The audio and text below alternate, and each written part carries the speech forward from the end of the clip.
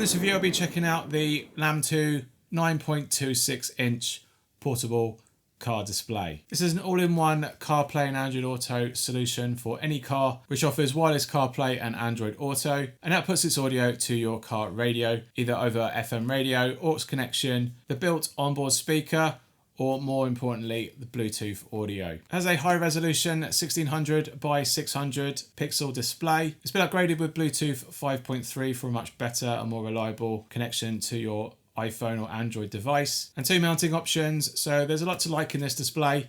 Let's open it up and see what comes inside the box. Okay, so here's everything you get inside the box. You get a fairly comprehensive paper instruction manual and warranty card. You get the main display itself. There are two mounting options, one flat mount for dashboard mounting and one mount for windscreen as well as dashboard mounting. You get an additional adhesive pad for the flat mount, 3 adhesive clips for cable management, a prying tool to help with cable management, a 12 volt to USB-C connection to power the display, a long 3.5mm aux cable, and an adhesive base plate should you want to mount the windscreen mount onto the dashboard. Okay, so looking over the display then, it is obviously a wide screen display, 9.26 inches diagonally in its screen size. Some fairly even borders around the bezel here. You've got some thicker ones on the side. Would have been nice if it was all unified to make it a little bit more pro. There's nothing underneath other than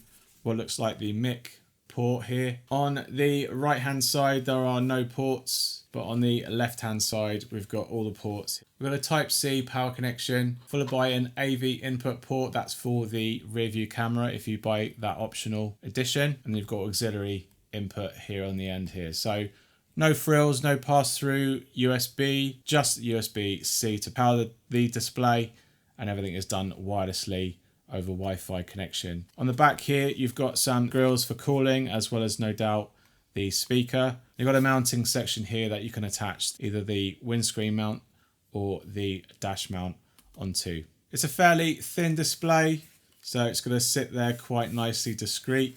Up on top you just have a power switch to probably sleep and wake the screen, so for things like nighttime driving for example. But other than that, it's pretty bare bones. Let's get this powered up and see how quickly it boots up. Right, so we got the adapter here. We've got to plug this in and see how quickly it boots up.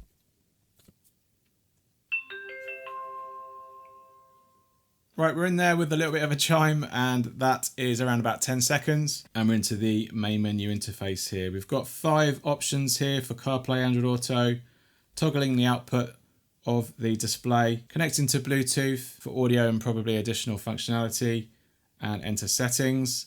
We've got a persistent side dock here for home, which doesn't go anywhere right now because we are home. Quick access to brightness. Quick access to changing the onboard speaker volume as well as FM volume, most likely. And also to exit or sleep the display, as well as that power button that's going to do it as well. Let's just dive into settings. A very familiar menu to other displays that we've seen in the past. We have a notification tone, the delay of the screensaver for the screen to turn on or off, auto dimming based on light detection, or you can set particular brightness for a certain time of day. Changing the right or left driving position for CarPlay and Android Auto to position its UI correctly. Changing language between quite a few languages there. Got assistive touch, which I believe is probably, no, not quite sure what assistive touch is. Clear connections, should you want to connect to a different device, and toggle the QR code to enter into services. There's another row here to factory reset, change the firmware version, and that's basically it in a nutshell. So that's the settings area. Bluetooth is the Bluetooth profile name, turning it on and off, whether anything's been connected currently. Disconnect Bluetooth and also auto connect on or off. Audio output, you've got your 4 options here: onboard speaker, Bluetooth audio, FM transmission, and cable auxiliary connection. So it's currently using the speaker that you can hear at the moment. We'll get that down to about halfway. And then you've got Android Auto connection, switching the platform modes, and obviously that takes you into basically the same menu, whichever you decide to choose. We're going to switch to CarPlay first. Got how to get connected, manage Bluetooth connections. But on top of this, you've got AirPlay to actually cast to the display. You can change that and confirm the actual connection. You've got Android casting as well as connecting to the display just over Bluetooth audio, should you want to do that, or should someone else in the car want to do that as well. So that's basically all the features of the display itself. Let's get this first connected to CarPlay and see how quickly that boots up. Right, so we have our iPhone here ready to get connected. We're waiting for a Bluetooth profile to connect to. Here we are here, it matches the one up here. So we're going to tap this.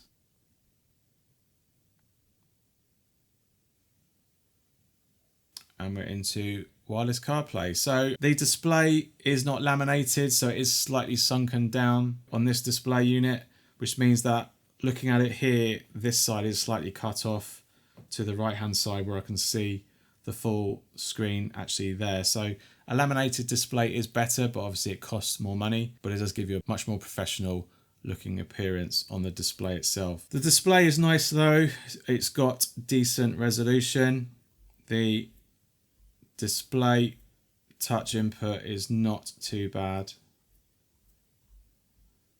and everything is nicely presented. You do have a floating button here to toggle the full screen mode of CarPlay, so tapping that can change the volume, brightness, and also return back to the main menu system.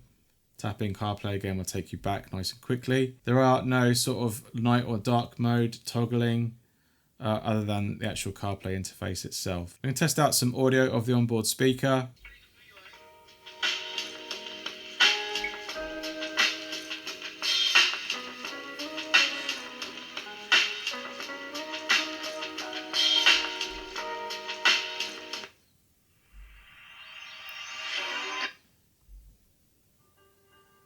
Audio from the speaker is going to be obviously not as good as the other three options that this display comes with. And you can see the navigation input lag between the device and the display over wireless CarPlay is around about 2 to 3 seconds.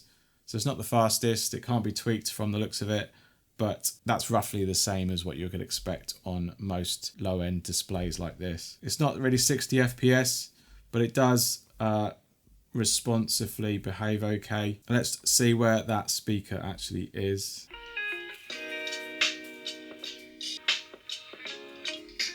So it's definitely on this side here. So if you're right-hand drive, it's nearer to you. Let's test out some audio recording. Hi, this is Anthony from CarPlayLife.com. This is an audio test using the LAMTTO 9.26 display. And this is an audio test internally using the built-in microphone, hopefully, that's on the display. Let's just test that to make sure that is the case. Okay, not too bad in its audio. We'll test that properly actually in the car to see if the distance is actually going to be decent or not. Okay, so switching over to Android then, we've got our Samsung S22 here ready to get connected. We've got the Bluetooth connection ready to get connected. We've got to switch to Android Auto, so that's waiting for the connection. And we're into Android Auto. So again, that all is looking good. It's not the most sharpest of resolutions, this display, even though it is 1600 by 600 in its display resolution. But I would say it's definitely passable for the majority of use for Android Auto at least. We've got all the icons here and the responsiveness isn't too bad. It's a lot worse in some AI boxes. Let's go into Maps. Zoom in, zoom out. It's fairly responsive. It does not support pinch and zoom though. So no pinch and zoom support on this display. So it's probably not multi-touch on the display itself. Let's test out some audio on Android Auto. And navigation delay.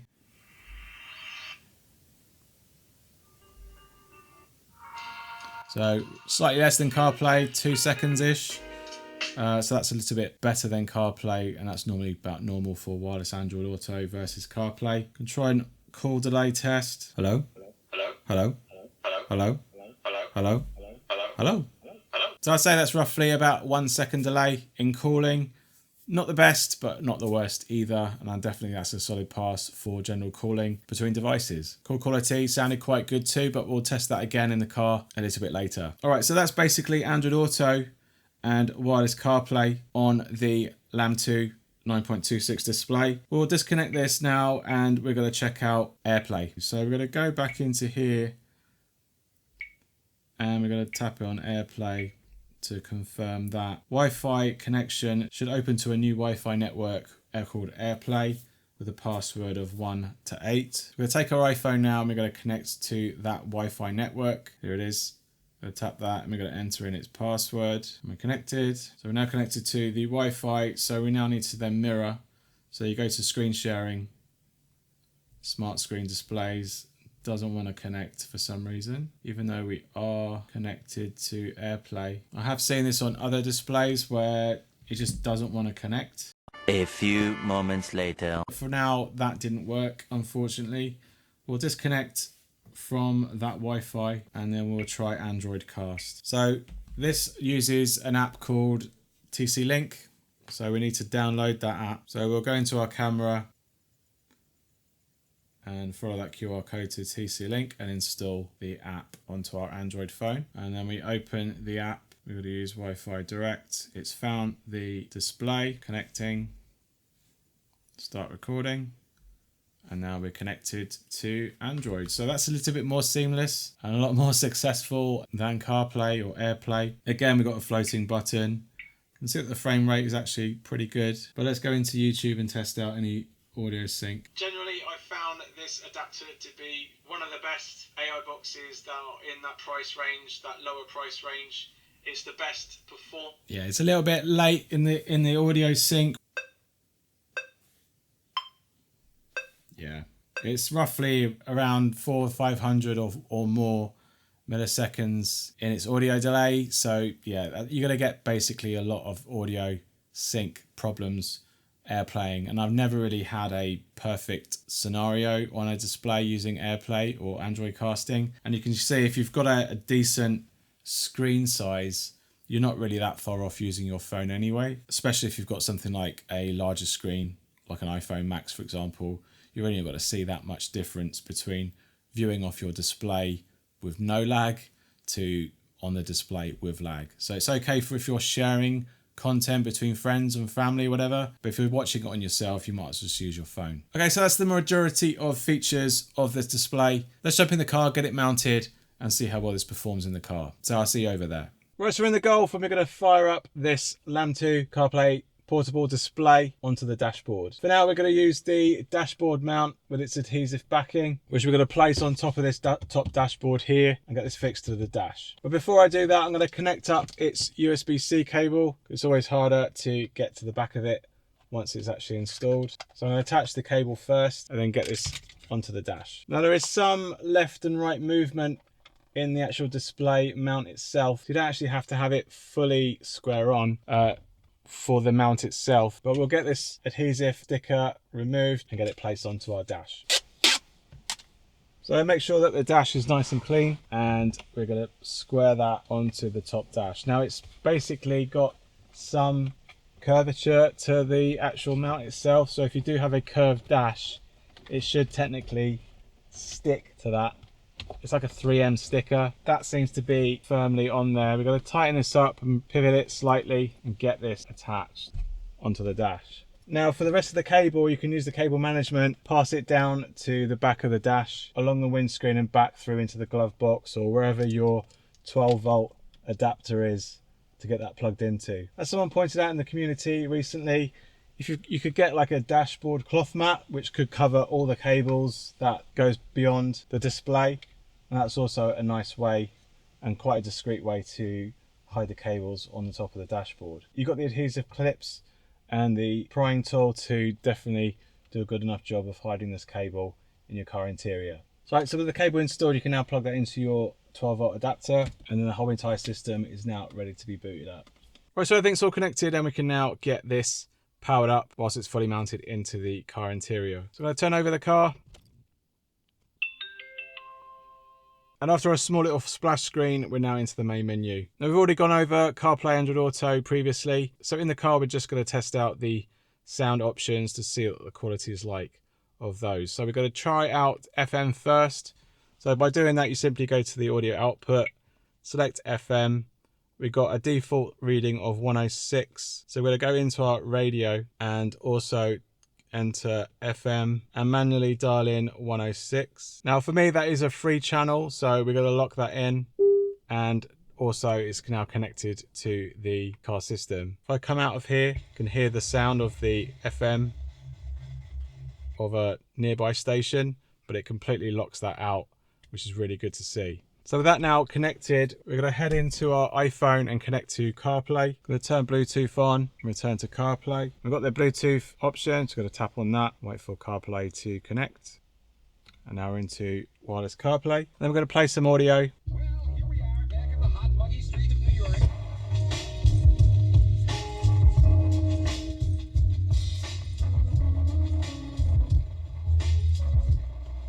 Yeah, it seems to be struggling with the bass. That's a common trait of the CarPlay displays that I've tested recently. There are some that don't do this in my car system, but it really is struggling. We'll reduce the FM volume. Doesn't look like we can. So it tells me to adjust the volume on the actual CarPlay system itself.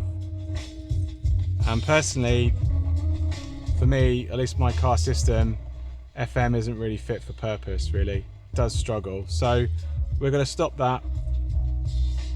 Obviously, wheel controls won't work in FM or auxiliary because it's basically going to change your radio station in the car instead. So that's basically FM. Let's jump up a quality and let's go through auxiliary. So we're going to use the auxiliary cable here, and we're going to plug this into our auxiliary port in the car. So this method unfortunately means more wires are going to come out from the car display, and then we plug that into the top socket of the display. So you would have to then basically move that cable in parallel to the power cable. I'd say there's probably not that much length to daisy chain it alongside the power cable on this car system, so you would have to like channel it a different way through your car interior. So we're going to go back to media on the car, enter auxiliary, and then in here we're going to also change the audio output to auxiliary, and then back into CarPlay. So we're now auxiliary in the car, auxiliary on the display. You're going to hit play. Well, here we are, back in the hot, muggy streets of New York.